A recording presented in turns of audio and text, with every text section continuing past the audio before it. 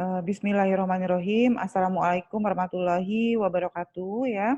Bertemu Waalaikumsalam. kembali kita di mata kuliah kebijakan ketenagakerjaan kuliah ke-6 kalau saya tidak salah. Iya, Bu. Hari ini saya mengganti topik perkuliahan gitu ya. Jadi harusnya hari ini kita mempelajari tentang pelatihan ketenagakerjaan, materinya juga sudah siap sebetulnya mengenai materi mengenai pelatihan ketenagakerjaan. Tapi karena saat ini sedang hangat isu mengenai Omnibus Law, Loh, kemudian dan di dalam salah satu klasternya ada klaster tenaga kerjaan dan kebetulan kita sedang mempelajari kebijakan ketenagakerjaan, maka untuk pertemuan kali ini saya akan sampaikan materi mungkin kita diskusi gitu ya terkait dengan apa sih sebetulnya yang salah atau mungkin apa sih kita tidak bisa menjustifikasi semuanya benar dan semuanya salah gitu ya. Mungkin kita akan lakukan review terhadap kebijakan ketenagakerjaan yang ada di dalam Omnibus Law terutama untuk klaster ketenagakerjaan ya. Jadi untuk materi pelatihan ketenagakerjaan yang seharusnya hari ini itu akan saya geser minggu depan.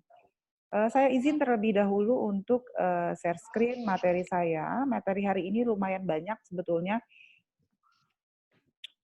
Oke, ini adalah beberapa video yang terkait dengan review apa yang ditulis di dalam Omnibus Law terutama klaster ketenagakerjaan itu juga sudah saya hmm, tautkan di e-learning. Jadi bisa ditonton nanti ya.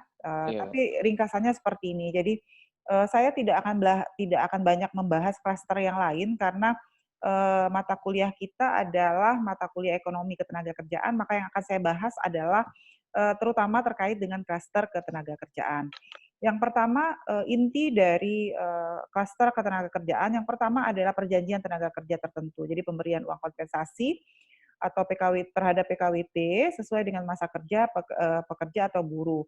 PKWT hanya dapat dibuat untuk pekerjaan tertentu dan tidak dapat diadakan untuk pekerjaan yang bersifat tetap. Yang kedua, ahli daya atau outsourcing, pekerja pada perusahaan ahli daya atau outsourcing tetap mendapat perlindungan atas hak-haknya. Dalam hal terjadi penggantian perusahaan ahli daya, pekerja atau buruh tetap dijamin kelangsungan kerja dan hak-haknya sebetulnya. Ya, kemudian, nah ini yang banyak menarik perhatian itu adalah upah minimum. Upah minimum sebetulnya masih ditetapkan, jadi masih tetap ada upah minimum wajib di tingkat provinsi. Sedangkan di tingkat kabupaten dapat ditetapkan dengan syarat tertentu kenaikan upah, mempertimbangkan pertumbuhan ekonomi daerah atau inflasi daerah. yang telah ditetapkan sebelum Undang-Undang Cipta Karya ini tidak boleh diturunkan. Jadi kalau sudah ada tahun 2020 tidak boleh diturunkan. Jadi basisnya adalah UM 2020. Tenaga kerja asing yang bisa jadi tenaga kerja asing itu hanya tenaga kerja ahli. Jadi tidak boleh tenaga kerja di luar asing. Lalu pesangon, pekerja atau buruh yang mengalami PHK tetap mendapatkan uang pesangon, uang penghargaan masa kerja, dan uang penggantian hak sesuai dengan peraturan perundang-undangan. Pekerja atau buruh yang mengalami PHK akan mendapatkan kompensasi PHK 25 kali upah, ya, yang terdiri atas 19 kali ditanggung pemberi kerja dan 6 kali ditanggung oleh pemerintah melalui jaminan kehilangan pekerjaan. Kemudian yang keenam, jaminan kehilangan pekerjaan diselenggarakan oleh BPJS Ketenagakerjaan dan pemerintah dengan tidak mengurangi manfaat dari JKK, JKM, JHT, dan JP. Pembiayaan JKP bersumber dari pengelolaan dana BPJS Ketenagakerjaan dan APBN waktu kerja. Nah, ini yang agak ini.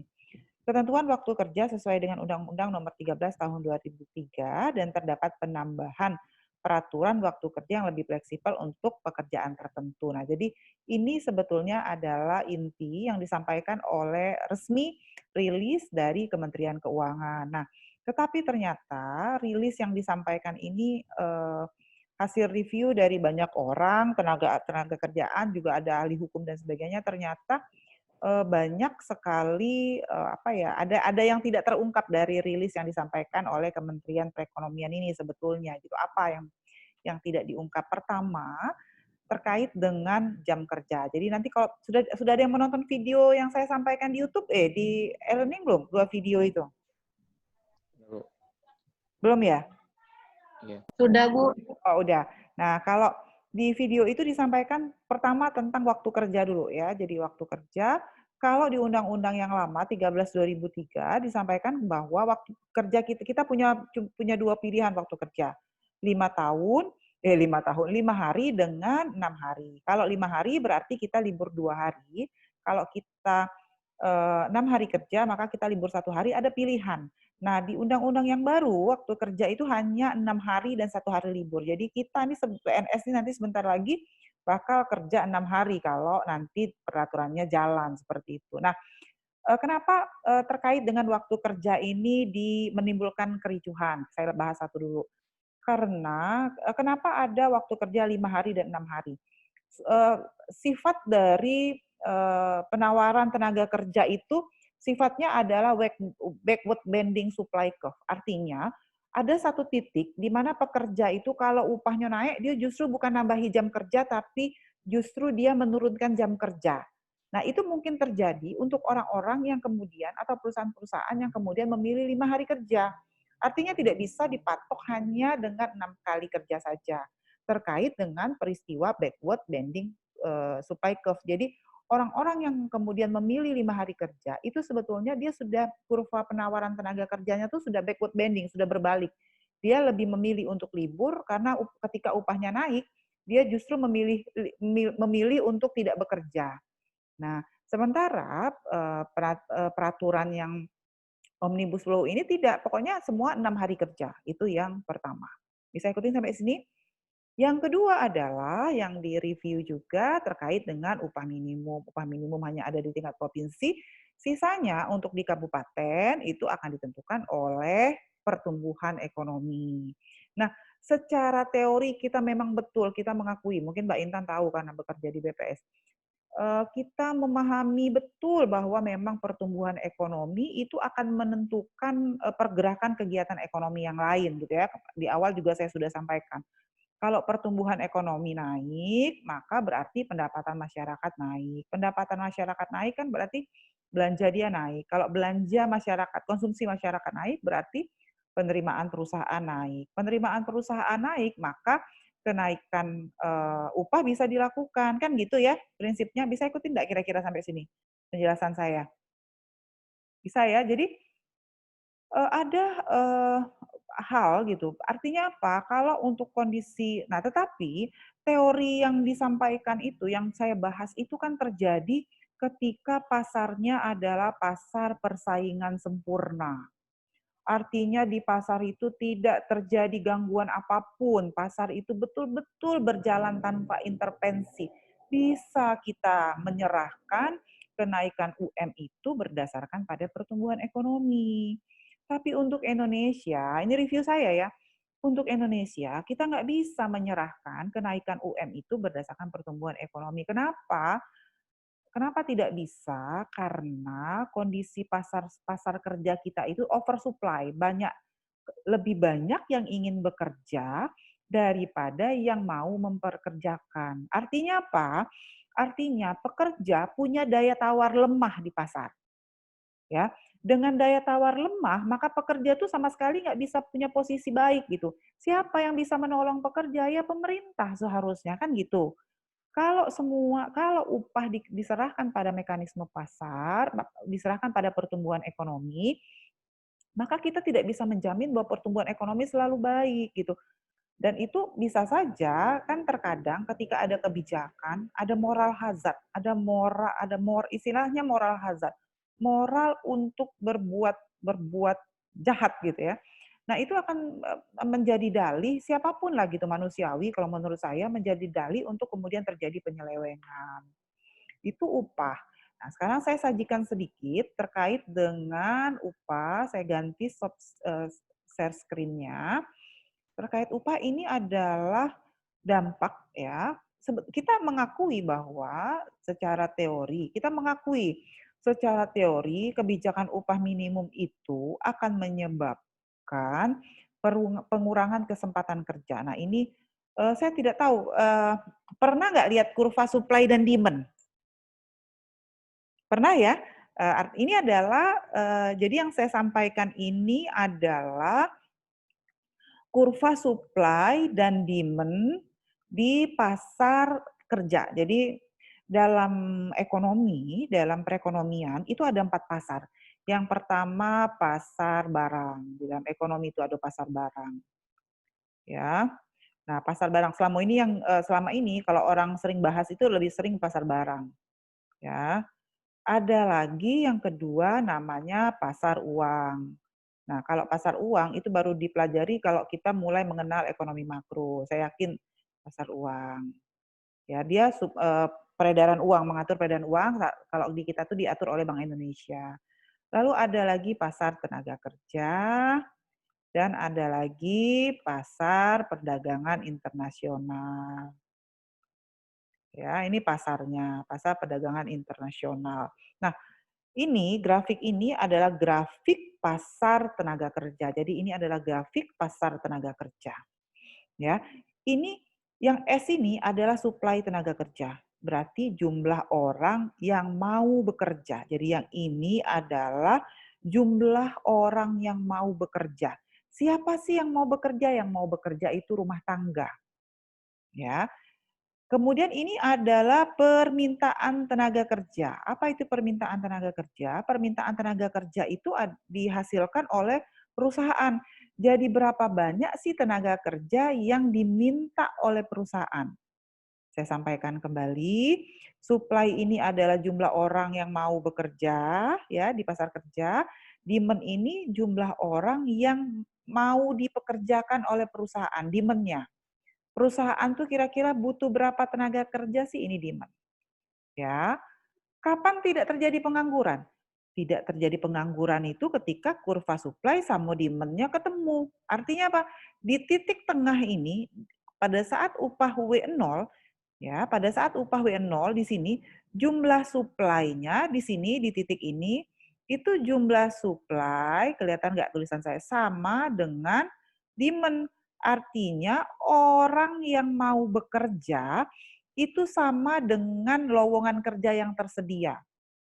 Tidak ada pengangguran. Ya, tidak ada pengangguran. Upahnya berapa pada saat supply sama dengan demand? Upahnya sebesar W0. Bisa ikutin sampai sini? Oke. Nah, kalau ada yang ingin bertanya silahkan kalau mau langsung dipotong ya, biar tidak lupa. Oke. Nah, sekarang apa dampaknya kalau pemerintah memberlakukan minimum wage? Upah minimum itu di pasar kerja bukan berarti karena dia namanya minimum maka dia ada di bawah, enggak. Upah minimum itu ditetapkan di atas upah equilibrium, di atas upah keseimbangan. Jadi upah minimum tuh WM itu ditetapkan di atas upah keseimbangan. Upah keseimbangannya kan W0. Ya, kenapa pemerintah menetapkan upah minimum di atas keseimbangan supaya nanti jika pengusaha misalnya tidak mematuhi sesuatu gitu, lalu menurunkan upah, harapannya upahnya tidak turun, tidak lebih rendah daripada upah keseimbangan. Harapannya seperti itu. Jadi upah minimum itu kalau dari sisi pasar kerja bukan berarti dia jadi ditetapkan di bawah keseimbangan, tapi justru di atas keseimbangan. Artinya ada kenaikan upah. Apa dampak kenaikan upah di pasar kerja? Lihat, maka kurva supply-nya jadi begini. Ini kurva supply-nya. Kenapa kurva supply-nya seperti itu? Sampai dengan dia menyentuh kurva S-nya ini, pekerja itu mau bekerja, misalnya di sini pekerjanya 10, dengan mempekerjakan pekerja 20, itu upahnya tetap harus sama, sebesar WM. Ya, sebesar WM upahnya. Setelah sampai titik di sini, baru ada reaksi lagi upah terhadap supply. Nah, yang kita lihat, apa sih sebetulnya reaksi, apa yang terjadi di pasar kerja ketika upah minimumnya naik? Ya, apa yang terjadi? Yang terjadi adalah lihat, ini kan dia motong di sini nih, ini ya. Nah, maka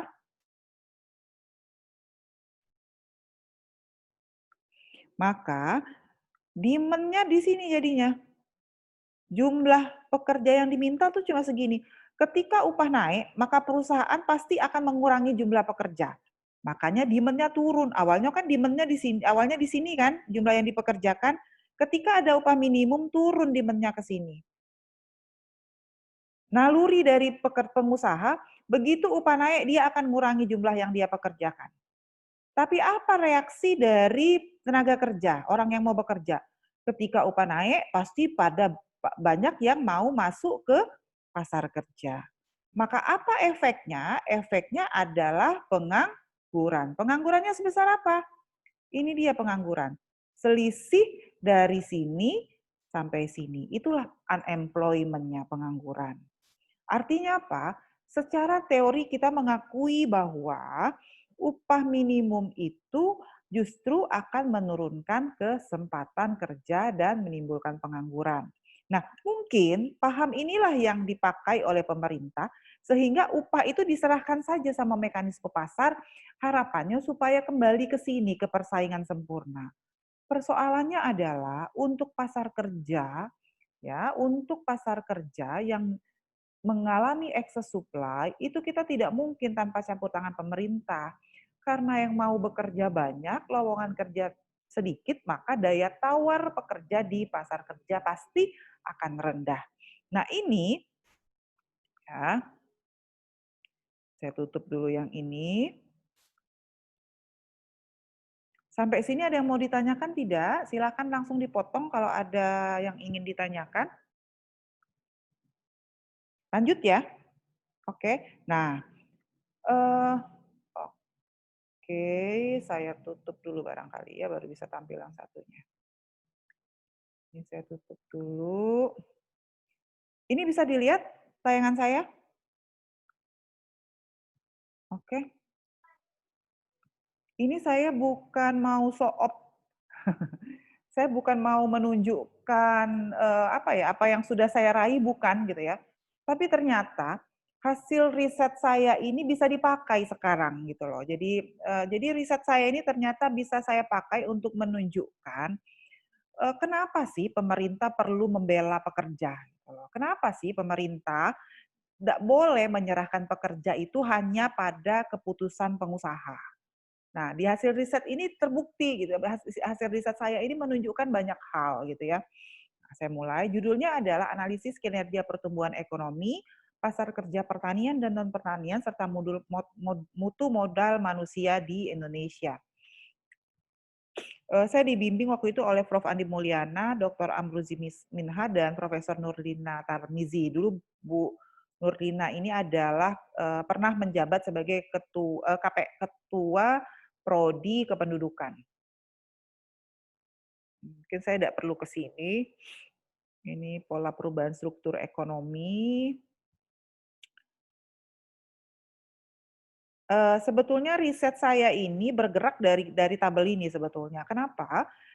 Karena, dari sisi domestik bruto, industri itu sudah punya share paling besar. Jadi industri itu kalau sampai dengan tahun 2007, ini penelitian saya 10 tahun yang lalu ya, eee industri itu share-nya paling besar. Kalau sekarang sudah mulai jasa ya Mbak Intannya yang naik ya, share-nya ya? Betul ya Mbak? Konstruksi kalau di Palembang, Bu. Oh, ya kalau di Palembang. Ini Indonesia Mbak, jadi Iya. oke, ya jasa ya. Jasa sama perdagangan akomodasi. Ya betul, jadi itu masuk ke dalam jasa sebetulnya ya, karena saya hanya kalau di riset saya ini saya hanya bagi jadi 3 kelompok. Tetapi kesempatan kerja justru yang paling banyak itu pertanian, itu dasar kenapa riset ini waktu itu dibangun. Kemudian, berbagai fenomena juga yang muncul di pertanian terkait pengangguran, kemudian ada edit worker dan discouraged worker, rasanya sudah pernah saya bahas ya, edit worker dan courage worker.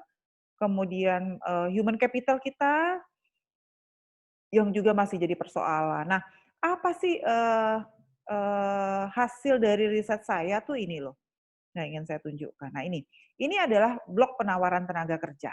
Ya, waktu itu tenaga kerja itu berarti orang yang mau bekerja. Orang masuk kira-kira membacanya begini, orang masuk ke pasar kerja itu penyebabnya apa sih? Gitulah kira-kira ya. Jadi membacanya begitu. Nah, saya membagi riset saya itu menjadi beberapa blok gitu ya. ada penawaran tenaga kerja itu saya bagi lagi menjadi desa, penawaran tenaga kerja di desa dan penawaran kerja di kota, kemudian ada yang terdidik, ada yang tidak terdidik, ya. Apa yang menarik? Yang menarik adalah kalau di desa, nah di desa orang masuk ke pasar kerja itu pertimbangannya adalah upah. Jadi upah, jumlah penduduk, migrasi, ya itu mempengaruhi orang untuk masuk ke pasar kerja. Tetapi di kota yang mempengaruhi orang untuk masuk ke pasar kerja itu justru jumlah penduduk. Artinya apa? Ketika orang di kota masuk, ini pekerja secara umum ya, jadi kita nggak bisa, saya tidak baik terdidik maupun tidak terdidik, eh, di semua sektor, saya tidak bagi sektornya, di semua sektor itu kalau di kota rata-rata bukan upah yang jadi pertimbangan orang masuk ke pasar kerja itu, tetapi justru jumlah penduduk. Nanti jumlah penduduk ini sebetulnya di blok yang lain justru mempengaruhi orang untuk menjadi edit worker atau discourage worker. Tetapi upah, setidaknya yang bisa kita ambil dari pengamatan ini adalah upah itu menjadi faktor penting atau faktor yang menentukan ketika orang masuk ke pasar kerja. Ya, terutama di desa. Kalau di permintaan tenaga kerja gimana? Tadi permintaan tenaga kerja ini adalah permintaan tenaga kerja yang dibuat oleh pengusaha. Jadi yang menentukan permintaan tenaga kerja kan pengusaha. Coba lihatlah. Upah itu tidak satu pun. Jadi upah itu sama sekali tidak berpengaruh terhadap keputusan dalam membuka lapangan kerja. Jadi apa artinya? Riset ini menunjukkan bahwa pengusaha itu sangat tidak aware dengan upah gitu loh. Apalagi kalau sekarang dengan Omnibus Law yang baru tidak diatur. Sudah mereka akan semakin semena-mena terhadap pekerja, apalagi dalam kondisi yang pasar kerja yang kelebihan tenaga kerja. Maka cuma tenaga kerja terdidik yang punya daya tawar baik terhadap upah. Yang lain itu tidak menentukan. Jadi pengusaha-pengusaha di hampir di semua sektor itu tidak aware dengan upah.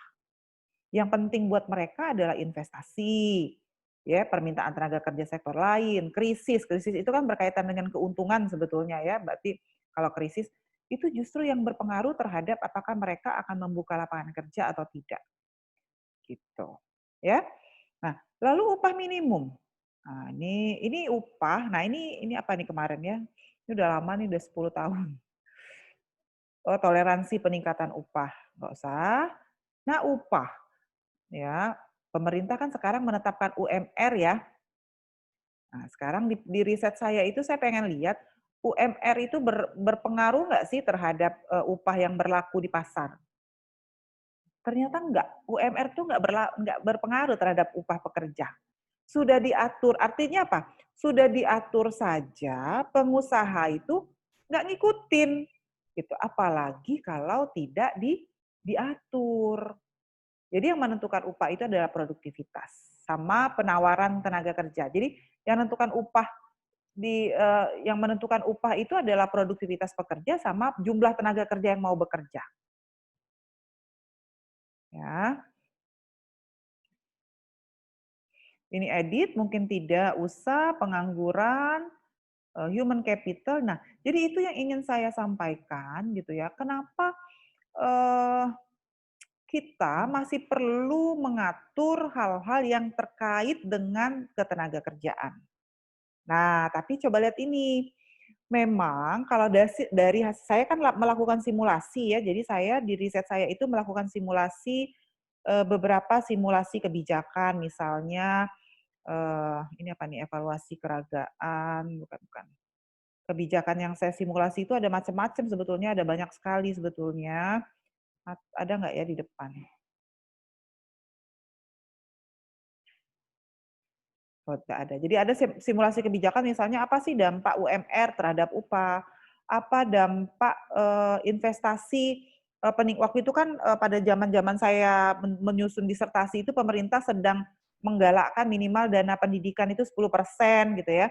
Nah, itu saya menganalisis dari berbagai begitu banyak kebijakan yang dilakukan. Nah, ini anggaran-anggaran pendidikan ini apa dampaknya terhadap pekerja. Nah, dari hasil simulasi, nah ini ada simulasi 1 sampai 13 yang saya masukkan. Ada yang menarik betul. Jadi mungkin dasar kenapa pemerintah kemudian mengurangi mengurangi kebijakan terhadap pekerja, mungkin tabelnya dasarnya ini. Kenapa? Karena selama ini hampir semua kebijakan pemerintah itu semuanya menguntungkan pekerja. Jadi semuanya dampak dari semua kebijakan itu positif semua kalau ke pekerja. Tetapi kalau pengusaha itu ada dampak positif, ada dampak negatif. Misalnya dampaknya produktivitas pekerjanya naik gitu ya. Negatifnya mereka harus bayar upah lebih tinggi kayak gitu di berbagai simulasi ini. Tapi secara umum hasil simulasi kebijakan ini menunjukkan selama ini pekerja itu selalu positif, tidak ada negatifnya kalau dari hasil riset saya, tetapi dari sisi pengusaha, mereka dari berbagai kebijakan ketenagakerjaan itu ada yang dapat dampak positif, ada negatifnya. Kalau terhadap perekonomian ada yang positif, ada yang terhadap pengangguran dan GDP ada yang positif, ada yang negatif ya. Ada nggak? Rasanya mungkin di sini ada, oh nggak ada juga. Nah itu jadi itulah hal-hal yang sepertinya gitu ya menjadi pertimbangan ketika kemudian eh, ada nggak di sini di belakang? Nah ini adalah hasil-hasil statistiknya. Mungkin kalau kalau nggak tahu kalau Mbak Intan paham nggak membaca hasil statistika ekonometrika? Paham kali ya Mbak? Bisa nggak? Udah lupa-lupa inget, Bu. Lupa-lupa ingat ya, bukan Lupa-lupa inget. lebih banyak ingatnya atau lebih banyak lupanya Mbak kira-kira? Karena dulu saya statistikanya kependudukan, jadi kalau ekonometrik agak-agak lupa banyak Oh kali. gitu ya. Oh, saya juga kuliahnya di agribisnis, Mbak. Ya, jadi ini hasil pengujian statistika. Jadi waktu itu saya menggunakan berapa ya? 78 persamaan regresi sekitar 300 variabel waktu itu untuk menganalisis model besar ini gitu ya. Nah, jadi di analisis ini kelihatan nih kalau kita mau lihat upah tuh penawaran tuh probability-nya semua tinggi gitu, nggak berpengaruh ya. Jadi menarik bahwa artinya apa? Dengan berbagai kondisi tadi saya sampaikan kembali bahwa kita tidak mungkin apa ya mengabaikan gitu ya kesejahteraan pekerja gitu. Jadi melepaskan kesejahteraan pekerja langsung pada pengusaha itu tentu akan berisiko pada pasar kerja yang oversupply seperti yang terjadi di negara kita.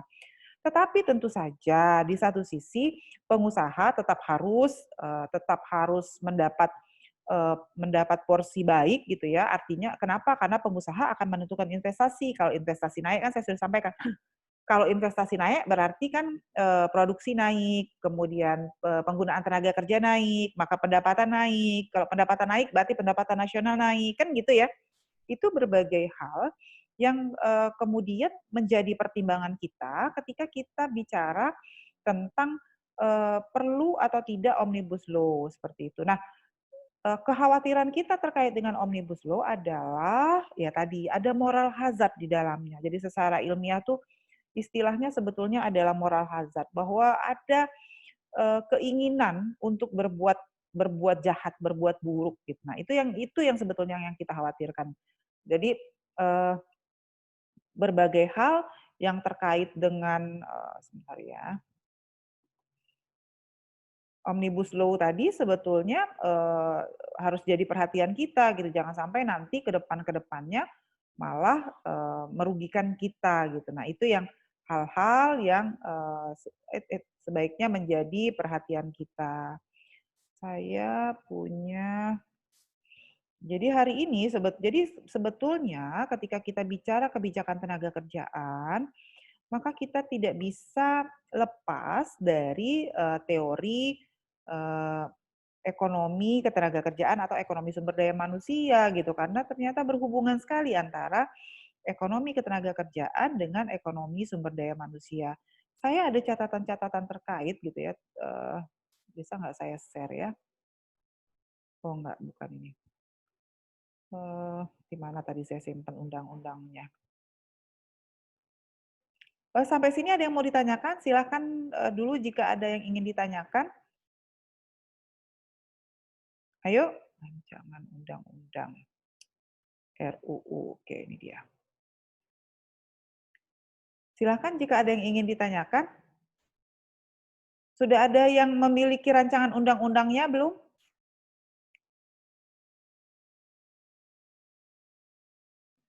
Yang Ibu share di e-learning tadi bukan Bu? Yang Iya, bukan yang sekarang? rancangannya yang 1.000 halaman itu loh, Mbak. Iya. 1.028 halaman. Sudah ada yang punya?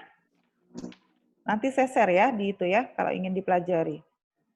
Silakan jika ada yang ingin ditanyakan terkait dengan apa yang saya sampaikan. Wah, saya lupa buka e-learning-nya nih. Saya buka e-learning sebentar ya. Karena kalau nggak dibuka, nanti di detect-nya saya nggak kuliah sama e-learning-nya.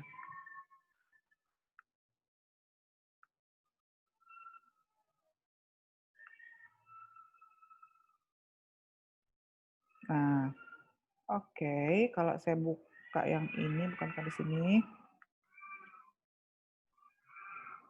Hmm.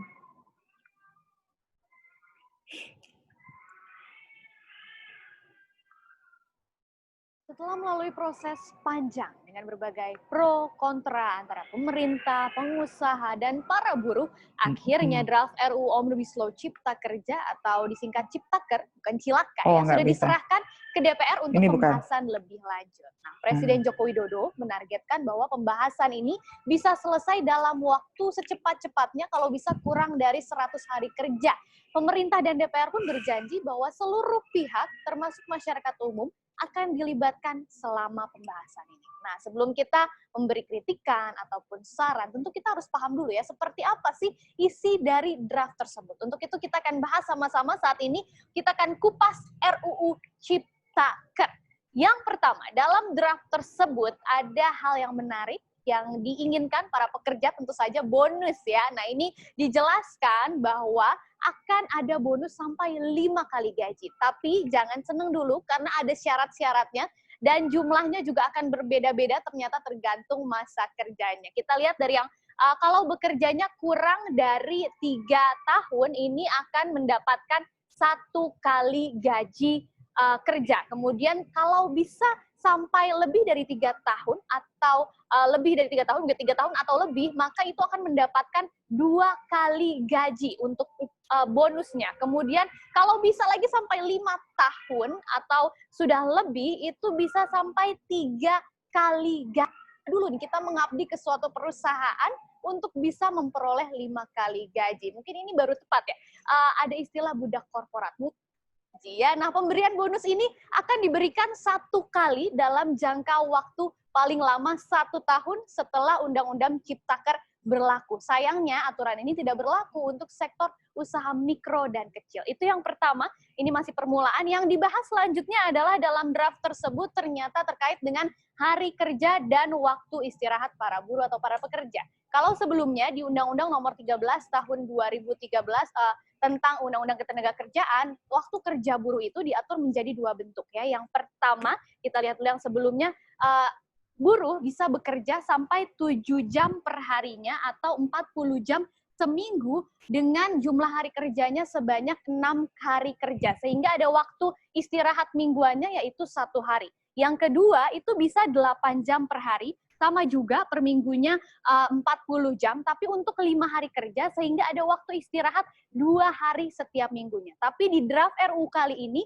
ternyata buruh harus kerja paling lama 8 jam juga, sama 8 jam sehari dan 40 minggu seminggu, tapi untuk 6 hari kerja. Jadi hanya ada waktu istirahat 1 hari, yaitu untuk maksimalnya tadi 8 jam per hari, 40 jam per minggu sama, tapi ternyata hanya untuk 6 hari kerja dan istirahatnya 1 hari aja seminggu. Tapi bagaimana dengan sistem pengupahannya? Kita akan lihat di slide selanjutnya. Ternyata di draft ini pemerintah sudah memutuskan untuk menghapus aturan soal upah yang seharusnya diterima buruh kalau berhalangan hadir, baik karena sakit misalnya atau karena alasan keluarga dan alasan lainnya. Dan sebenarnya masih disebutkan bahwa buruh akan tetap mendapatkan upahnya, yang berhalangan masuk akan tetap diberikan upah dari pengusaha, tapi ternyata besarannya tidak diatur lagi dalam RUU tersebut, tapi akan diatur dalam peraturan pemerintah. Padahal kalau mengacu aturan sebelumnya, Undang-Undang Ketenagakerjaan, itu sudah diatur dengan beberapa skenario ya. Yang pertama,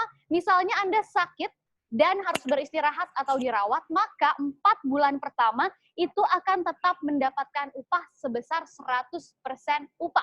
Baru kemudian 4 bulan berikutnya, seandainya ternyata masih tetap sakit dan tidak bisa hadir, itu akan diberikan upah sebanyak 70% upah.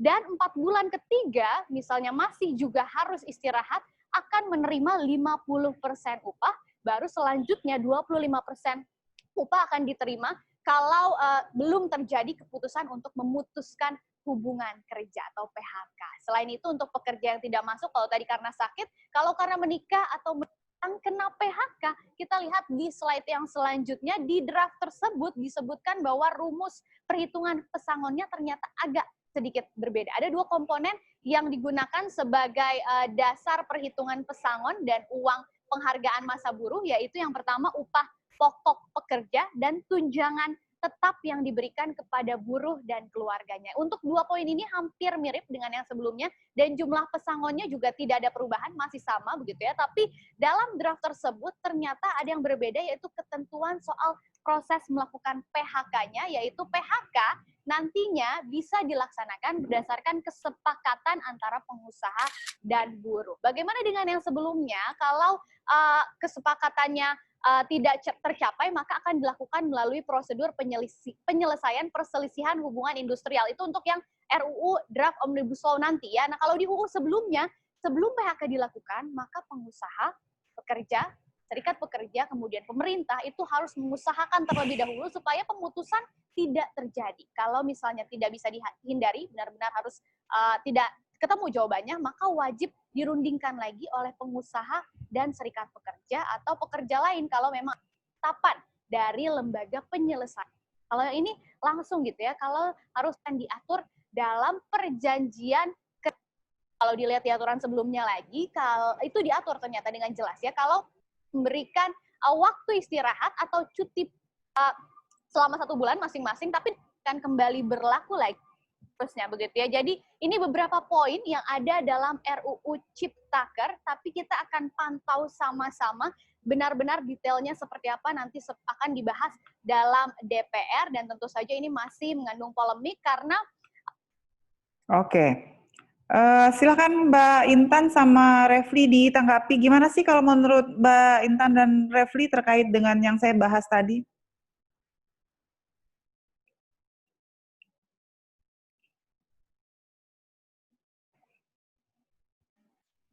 Iya, baik. Terima kasih, Bu. Ya. Sedikit bertanya, bukan yang dipermasalahkan sama sama yang pendemo itu adalah upah minimum itu kan dihapuskan, padahal kan sebenarnya masih ada, hanya saja rumus perhitungannya berbeda. Ya, Tetapi betul. di dalam UU itu, kalau saya tidak salah tuh ada salah satu pasal yang mengatakan bahwa pengupahan itu tuh juga tergantung berdasarkan 2 tadi ya Bu, ada yang berdasarkan hari kerja dan juga berdasarkan hasil, output hasilnya. Berarti di dalam UU itu kan tidak saklek mengatakan bahwa gaji itu harus berdasarkan upah minimum tersebut. Jadi masih ada pilihan perusahaan itu buat mengeluarkan upah tetap berdasarkan hasil kerja, atau ya berarti balik lagi, berarti membuka kesempatan bagi perusahaan untuk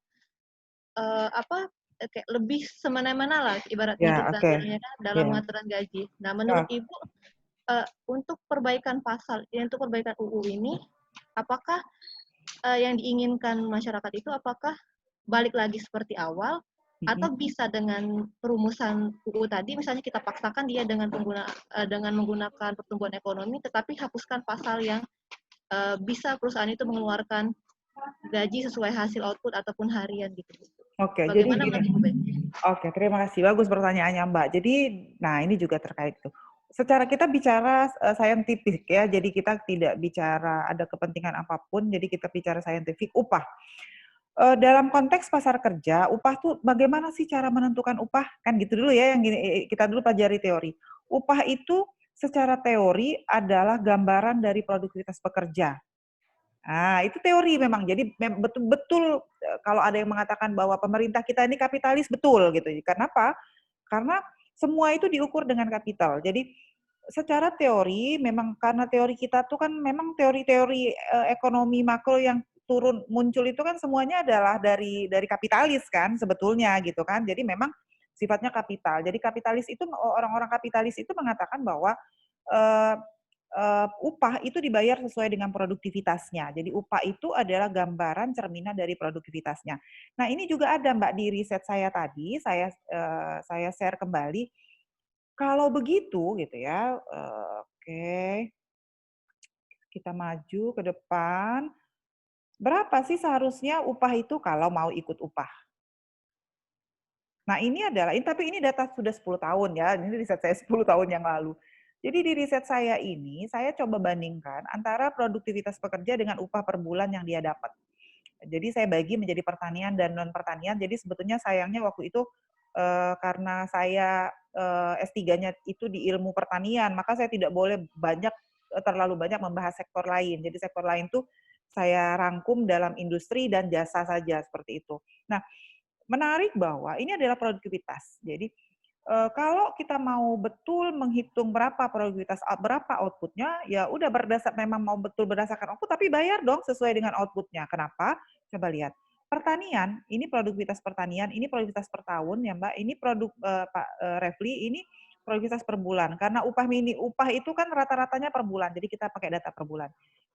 Di pertanian, selama rata-rata 10 tahun 90 sampai 2009 ini, produktivitas pekerja pertanian itu hanya 2 juta. Ya, tetapi upah per bulannya adalah 2.700.000. Artinya di pertanian sebetulnya upah yang dibayarkan itu sudah melebihi produktivitas. Sebetulnya seperti itu kalau kita mau pakai teori kapitalis. Ya. Kalau di tanaman pangan malah lebih parah lagi di tanaman pangan, produktivitasnya itu hanya 1.300.000. Tetapi upahnya 2.600.000. Kalau di perikanan, nah di perikanan menarik, produktivitas pekerja perikanan itu sebetulnya sampai dengan kalau dirupiahkan 6.800.000, upahnya hanya 2.600.000.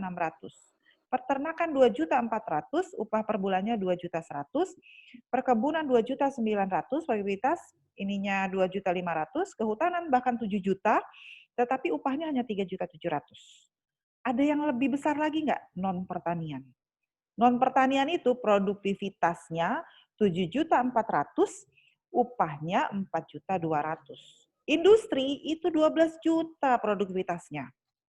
Ya, upahnya cuma 4.900.000. Jadi sebetulnya kalau pemerintah mau mengatakan saya jadi emosi berdasarkan output gitu ya, maka yang upah sekarang itu juga sudah dibayar di bawah output sebetulnya, dihitung tidak gitu loh maksud saya. Ya. Nah, jasa itu jasa ini bahkan termasuk sektor informal kan kalau di BPS itu yang sektor terakhir yang jasa lain-lain itu 5 juta. Artinya apa? Kalau pemerintah mengatakan bayar sesuai output, oke. Justru kalau pemerintah mengatakan bayar sesuai output, maka upah itu akan naik. Karena selama ini hampir semua pengusaha itu bayar upah di bawah produktivitas. Kecuali sektor pertanian ya, kecuali subsektor tertentu di pertanian. Bisa ikuti nggak kira-kira? Artinya apa? Pekerja itu ruginya 2 kali. Rugi karena dibayar di bawah produktivitas, ya. Rugi karena dipatok dengan dibayar di bawah upah minimum. Bisa ngikutin nggak sampai sini? Ya jadi, nah cuma persoalannya adalah ya itu tadi kan karena ya kita akui lah karena hampir semua teori yang kita pelajari adalah teori-teorinya kapitalis, maka memang arah-arah kebijakan kita itu rata-rata adalah arah kebijakan dari kaum kapitalis, seperti itu. Ya. Silakan kalau ada yang mau bertanya, Refli.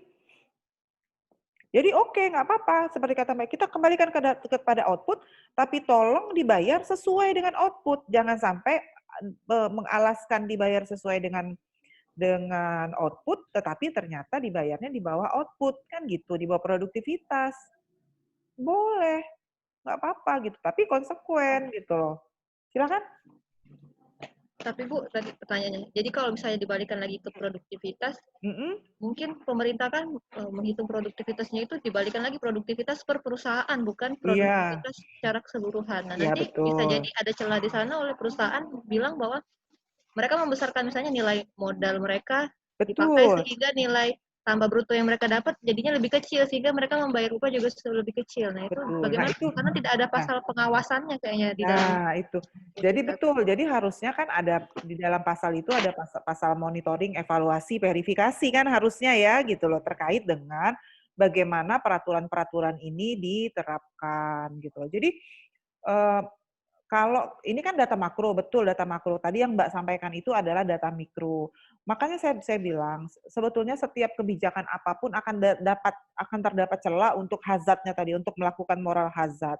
Nah, pertama jelas kembali ke tata kelembagaannya seperti apa, aturan dan sebagainya. Kedua, harus kembali juga jadi penguatan orang yang apa sih namanya apa ya? Etika orang untuk tidak melakukan moral hazard, itu jadi perubahan perilaku, kemudian peraturan-peraturan turunan terkait dengan kalau misalnya ini mau jadi dijalankan, maka akan ada banyak sekali peraturan turunan, supaya jangan peraturan-peraturan yang sudah ditetapkan itu nanti justru merugikan pekerja gitu loh. Jadi pekerja ini ruginya 2 kali, sudah dibayar di bawah produktivitas, sekarang mau dibayar di bawah upah minimum dengan alih-alih seperti yang Mbak Intan sampaikan tadi gitu. Nah, tapi itu tadi persoalannya adalah ketika kita bicara politik pemerintahan, maka kita tidak bisa bicara ekonomi real, ekonomi teori gitu karena di dalamnya ada ekonomi politik gitu. Kadang-kadang ekonomi politik ini yang menyebabkan kenapa teori ekonomi itu menjadi tidak berjalan seperti adanya, seperti itu. Ini kan hitungan saya ini diasumsikan akan terwujud jika pasarnya adalah pasar persaingan sempurna. Jadi hampir semua teori itu kan terjadi dengan asumsi ketika pasarnya adalah pasar persaingan sempurna. Artinya jumlah yang mau bekerja sama banyak dengan lowongan kerja gitu. Jadi dua-duanya punya daya tawar. Selagi tidak punya daya tawar salah satunya, pasti eksploitasi itu akan terjadi. Seperti itu. Refli, silakan kalau ada yang ingin ditanyakan. Mungkin kayak pendapat sih, Bu. Mm-mm.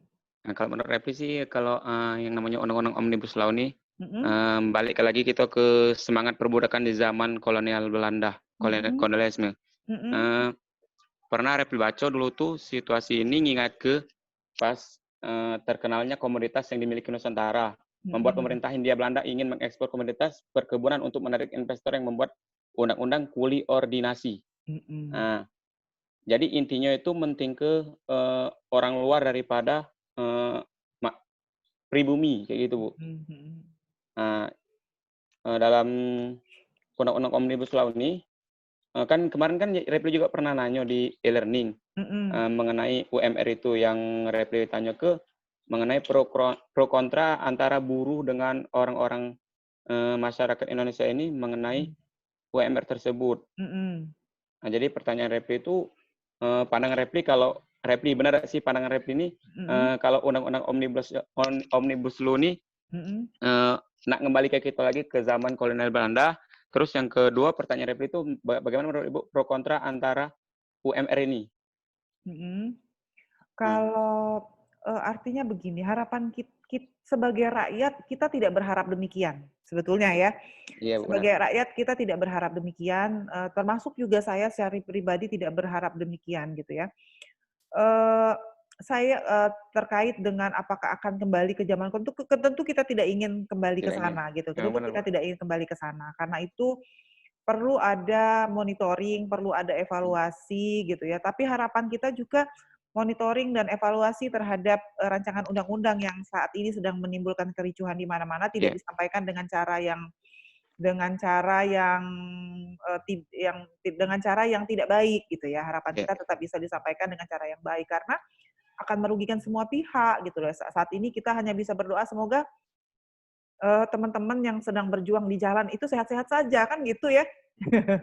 Jangan sampai nanti aduh ya Allah gitu kan.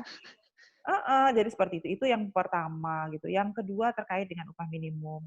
Tadi saya sudah sampaikan secara teori bahwa menurut teori kalau ada upah minimum, karena upah minimum itu ditetapkan di atas keseimbangan, di atas kondisi persaingan sempurna, maka otomatis memang penerapan upah minimum itu akan mengurangi kesempatan kerja dan menimbulkan pengangguran. Itu harus kita akui dan itu dipahami oleh mungkin karena pemerintah kita tadi adalah menganut teori kapitalis gitu ya, maka memang pengaruh dari teori kapitalisnya itu sangat besar gitu sehingga memang mereka takut gitu. Nanti kalau menaikkan upahnya terlalu dinaikkan pakai upah minimum, upahnya naik, tambah banyak dong yang nganggur kan gitu. Mungkin seperti itu pertimbangannya. Termasuk juga dari hasil riset saya ini kan menunjukkan bahwa memang pekerja tuh sebetulnya selama ini sudah selalu diuntungkan gitu. Artinya sudah memang betul-betul diuntungkan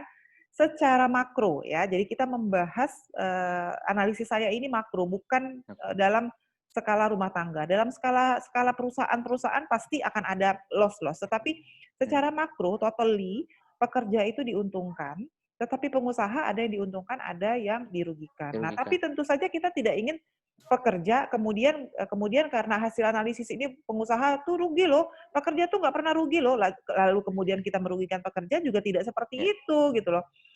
Jadi seharusnya memang saya yakin gitu ya pasti akan ada jalan tengah yang tidak menguntungkan si kapitalis gitu ya, tapi juga tidak merugikan kaum populis gitu loh, seperti kita yang populis yang mempertimbangkan rakyat banyak yang sekarang saja sudah dalam tanda kutip pada berapa banyak sih sebetulnya perusahaan yang konsekuen menerapkan upah minimum kan gitu ya. Oke, padahal tadi kan hasil hitungan saya sudah menunjukkan hampir semua sektor itu sudah bekerja di atas sudah mendapat upah justru di bawah produktivitasnya gitu. Jadi 2 kali rugi, sudah tidak dibayar sesuai produktivitas, sekarang sudah dibayar di bawah upah minimum juga seperti itu. Silakan ada lagi kalau ada yang ingin disampaikan. Kalau tidak ada mungkin kita oke. Kalau bisa terdengar suara saya? Bisa ya? Kalau tidak ada mungkin kita sudahi dulu kuliahnya sampai hari ini. Sampai saat ini kita insya Allah lanjutkan kembali kuliahnya Jumat depan. Terima kasih atas perhatiannya. Salam sehat selalu ya. Wassalamualaikum warahmatullahi wabarakatuh. Waalaikumsalam warahmatullahi wabarakatuh.